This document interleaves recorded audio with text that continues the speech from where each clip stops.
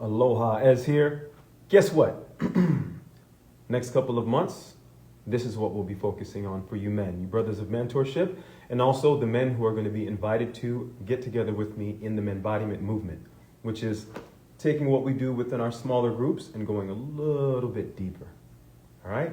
I'm going to read a list because what I'm interested in is us navigating and understanding the status of our unions. And when I say this, and I've done this before in my shares, the status of your union in reference to your inner union with yourself, your union, your communion with the people that you're navigating with. And also, surely, we'll touch upon these subjects as we deep dive in the groups with our sisters, okay? So let me read a couple things to you. I'll try to make this short because then I'm going to pop right back on with my sister Hallelujah, and we're going to talk about something we've got coming your way. First off, brothers, sisters, but brothers, it's nice to establish a common ground with the women partners that you're navigating with. So my questions for you are, do you have a common ground established, and do you continue to return to some common ground in regards to your beliefs? What do you believe? What do you believe within yourself? And how does that belief affect the person that you're with, everything that you're doing? Are you in congruency? Is it a coherent expression of that belief, or is it scattered? Your values, what is valuable to you? What is valuable to you based on your behavior? Not just what you say, but what is it that you do? What do you spend your money on? Where do you spend your time? Who do you spend your time with? Who would you prefer to? Sometimes we have values that are important to us that we have departed from based on our environment. Are you strong enough to hold to your values and also to align them to what's true to you and beneficial for the people around you, especially you, but also those who you come in contact with, those who you will be building for in the days to come? Rationale. Now, this is an important thing and definitely an area of contention that I see in relationships with men, their brothers, which leads to feelings of betrayal. Your rationale. How do you ration things? And also, how do you ration out things? But furthermore, where does your rationale land connected to the rationale of the person that you've decided to journey with in relationship? Does it meet? Are you guys missing the mark? Is it creating rifts and stress? Is there the ability to express how you rationalize your behaviors, your thoughts, and to present them and to come to a common ground or an understanding or the acceptance of an impasse while still dignifying each other as human beings? Does it work? What is the status of your union? Is your rationale opposite to how you're navigating in your day-to-day behavior? You can look at that, and all of these things can be shifted. Here's another one. Identifying within different circumstances in your life who's going to take the lead. You have to do this in any partnership, in any business arrangement, and even in friendships. When I say take the lead, I mean noting that you are a complementary team. You're working together. So it's nice to discuss, man, you have strong skills in this space. If this thing comes up, let me defer to you. For instance, Stacy is on here. If it was any legal matters and I had an issue, I would definitely defer to her. If I was in relationship with Stacy, I would be like, yo, Stacy, please, can I gain from your wisdom? And most likely I would take her advice and in line with her wisdom and benefit from that in my life. Or, of course, I would pay a fee. You dig? All right. The next thing is discuss and define how you protect each other. And this is also where I'm coming from when I talk about identifying who takes the lead where. Your team, right? Can you discuss, here it is again, can you discuss and define how you would protect each other? These are things that you discuss and define in relationships, in friends. Come and get that surfing. It's here for you. I tell you, I went this morning and it was amazing. In a friendship, and I'm inviting that, but check this out. Within your own union with yourself, have a dialogue. Don't feel crazy because we talk to ourselves anyways. I know you do, right? Have this dialogue with yourself and identify how you would like to protect yourself. Let's just say it's you, right? The meditation, the thinking thing, that spirit, that signal that's animating the machinery that is the body, that is also alive, and have a dialogue with your body, your organs. Have a dialogue with your genitals if you need to, your heart and your lungs, and say, I'd love to protect you in this way. This is where I come in to safeguard you, to provide good for you. How about you? And an example would be, oh, my lungs, they filter out certain things. My kidneys, they filter what I miss. But what I do to honor them is I'm looking out for what I take in with these hands and bring into my body. And so now we have a dialogue about how we protect each other. And then if one of them is off, we can diagnose that, okay? Ultimately, of course, the you that's navigating and outside, protecting the perimeter, so to say, is the one who gets first shot at doing what you say. But have that dialogue in relationship. Could be now you and your beloved. Well, if you're going to a place that she's never been to, he's never been to, and yet you understand the terrain, you understand the customs, you understand the people, this could just be going to eat a meal and meeting your family for the first time. Well, have a dialogue beforehand. Speak to how you would protect, stand up for that person. Also, let them know, hey, you may have to follow my lead in this space because these are the dynamics. Now, if it's grossly, way out of bounds, of course, you speak to what you have to, but it's going to make you closer. As a unit, it will make you closer to your body, your friends. Bro, we're going to this place. Man, it's a little bit wild out there. This is what you should know. And then you can talk about it afterwards. What did you notice? Was I a little bit off in what I was seeing, right? What I'm speaking to is establishing conversation and deeper connection through communication with yourself, with the person that you're with, persons, and then ultimately in community, right? All right? Here's another one. Give space to assess one another, and then you assess the assessment. The assessment could be identifying, you have to give space for that, right? And being able to receive. Not take it overly personal, but also hear and receive. Yo, Ez, man, you were pretty harsh today in our, the way that we were communicating. Did you notice that? Do you feel that at all? Why? Why not? So you make room for that assessment to talk. And I could be like, you know what? I had some other things going on. I was feeling really guarded.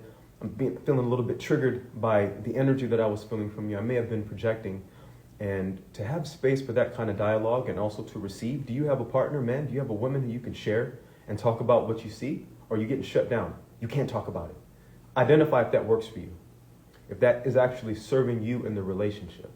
If you're coming forward and you actually want to hear. If you're creating the space to feel. Women want you to feel what they're feeling quite often. There's some things we'll never be able to feel, but at least to make an attempt. Hopefully that's valued, respected, and you have time to feel and respond with your feelings, not a carbon copy of their feelings. What do you feel in response? Which means you've digested it and you can stand in what you feel because that's your feelings and your emotions. So you're validating each other. Not saying right or wrong, but acknowledging this exists. Now there's a communication. Then there's other steps to go from there. Order. Is there order in your relationship? Your relationship, we call it a container. A container may have corners, sides, and structure, also called order. The container functions in a certain way. When I hold a space in a container, there are different things that occur from beginning to end. There's a way that I will carry myself and also hold whatever is presented in that space, which would fall in line with the term order. The order would be the structure. But the structure is spoken to with myself and those who I facilitate with and for, and then also reflected upon. So hopefully you're receiving from what I'm sharing. I'm going to run through a couple of more things. And then I'm going to jump back on and do another live with one of my sisters, and I'm very excited for this. Dignity, that's another thing, right? And I feel like that's the thing that's sorely missing, especially when I hold space for things such as arbitrations. I do this, right? I may hold space as someone who's able to stand in the middle and be a mediator. But one of the pivotal things in any communication with any person that we can lose sight of, and then it kind of crumbles in terms of being able to actually communicate, is the dignity of the other person. This person deserves dignity because they're here with you. We're together, right? I know we speak to different things about duality, but the truth of this whole thing is we exist in a harmony. The journey of harmonizing duality, the journey of all the groups that I do, that I get the honor as I observe and live out and embrace my kulyana, my sacred, beautiful responsibility and my honorable path and purpose in this life, is to help people come to a remembering of what's already there, which is a harmony, right? And the connection that we have together. So dignity has to be accorded to each person because they're here. They've made it. They were conceived And as divinity, they show up for their experience. So baseline, fundamental dignity. Do you have a dignified interaction with your partner? Fellas, what does dignity mean to you? Does your partner observe and honor you in a dignified way? There's nothing wrong with that. But it's very important, right, as a foundational thing, because then you'll teach this to the next generation. Then you stand for that in your community. And we all make mistakes, but it gives us something to continue to reach to, like a barometer. Relationship contract. I had this, Jessica, aloha. I had this in my third marriage, right? And we can talk about my marriages at any point, but for right now, it's just saying, I really love that. And this started when we were dating, but it gave us something to really be able to, not a legally binding contract, but a contract that tells us and speaks to what we desire, what we expect of each other in the relationship, where we can shift gears that we created, not the courts, not the state, not the government, not our religion, but the individuals who desire to journey with each other. And it was a great point for communication and clarity, because as things popped up, we could be like, hey, let's look at our contract. And we can amend, because it's our contract. So this is where contracts can be beneficial, or an agreement, or a declaration to one another. It holds weight. And for me and for her, it really helped us to maintain something that could still end us as we transition our relationship into a friendship. 2 more, all right? You want your fundamentals identified. What are the fundamentals of your container? What are the fundamentals of you? Fundamental of as life path harmony. A fundamental of as connects to the water and the elements. A fundamental of as is a ritualistic and ceremonial celebratory man, but also as is very serious about his purpose, and I present that. These are my fundamentals. Fundamentals of a partner for me. They would present, and we would say, okay, now these are the fundamentals of who we are, and then in our relationship now, which has a life in and of itself, we can speak to the fundamentals of that relationship. My dear, you're on. I'm just doing a little live, more so for the men of Mantorship and the brothers, for them to share with our universal group. And within 2 minutes, I can actually wrap this in a minute. And those of you who have tuned in, I would love for you to also tune in to the beautiful live that I'm going to get to co-host with my dear sister. Hallelujah! Because we'll be doing beautiful experience together, and I'll tell you more about it. And then this will be a men and women's gathering, or I should say women's and men's, experience of getting to communicate deeper with one another. The last thing that I wanted to speak to was, guys, do a relationship recap with your partner. Recap. I know a lot of us may have some things that go on that you don't like and you don't want to revisit. For men, often when we make a mistake, we do something that doesn't feel good, or a woman speaks to something that touches us in a deep place and it hurts so much, and we have a response where we close up. I want to invite you to treat it like you would at work. Do a recap. Let's look over all the things that have happened from time to time. This is what I'm doing in this live. The status of the union. Do a recap and reflect upon what you've seen. I would suggest you do it on a weekly basis, every couple of days. If you could do it every night, I think that'd be too much. Give it a little time to breathe. I would say at least once a week. Yo, how was this week for you? If you do that every week, you're not going to be left behind in terms of what's going on unless one of you two are dishonest. So I want to thank everyone that tuned into this live, and I want to invite you within 3 minutes. We're going to hop back on again and, share your thoughts in the comments. Of course, sisters, if you know of other brothers who are holding men's groups, feel free to share this with them.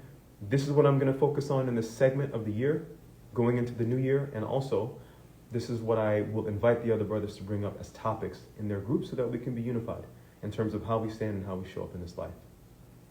As giving you mucho aloha here, Lushaka from Tulum.